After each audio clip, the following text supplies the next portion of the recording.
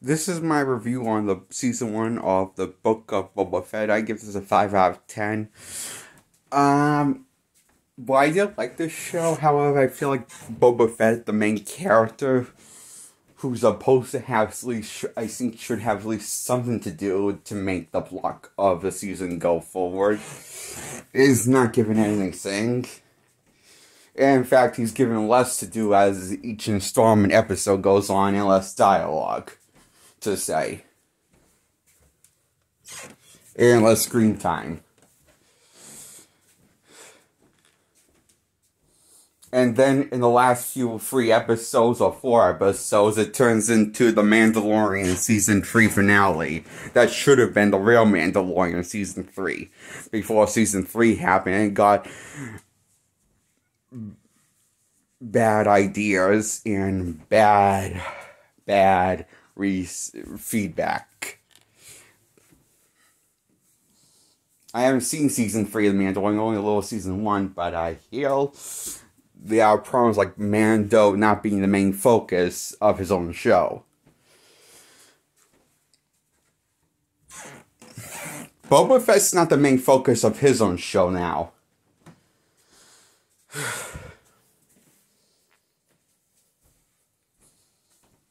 So this is a similar problem with Mando. If this is a problem. Well,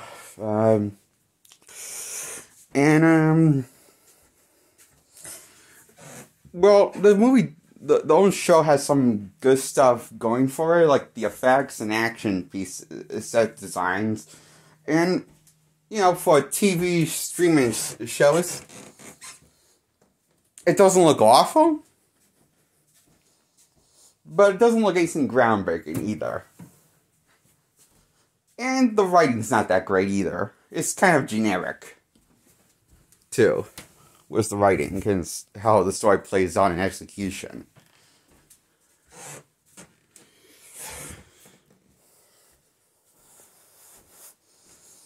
While they did found a middle ground for this Boba Fett season 1, I don't think this is what me and a bunch of other Boba Fetts wanted. They didn't want the middle ground on something that's sort of Boba Fett, but sort of not Boba Fett. Like, Boba Fett was the same paint job, but nothing like Boba Fett, how he would actually act, actual Boba Fett character to act like. Saying that this takes place in his prime and also in his older years, after he got swallowed and escaped out of that monster that ate him in the last time we saw him in the old trilogy, in the 3rd installment of the old trilogy of Star Wars. So, you would think that they would use some kind of de-aging technique. They take the Better Call Saul route. Do the opposite of clever decision-making. Instead of using de-aging effect, to make it look more believable and natural and convincing, like the time jump between Boba in his younger years and his older years. I don't know why some shows decide to skip the de-aging effect, with de-aging the actors in the cast with CGI, and I don't know why some shows don't. You don't do it when it's required. I don't understand why some people don't want to do it when it's required in certain story elements. Like if you're telling a flashback.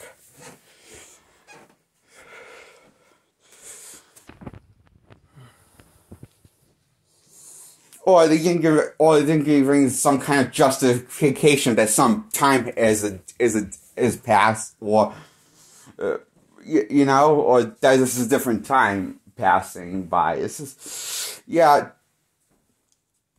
not really sure how time works on the how the time works on the show. It often cuts back to present and future pretty randomly and abruptly, too often, and it gets kind of annoying, like it did with Arrow later seasons after season 3 happened. Once it got to season 4 and beyond. was the repetitive flashbacks of him going off, being back to his island origins, blah blah blah, blah blah blah. So that's what this is, except with Boba.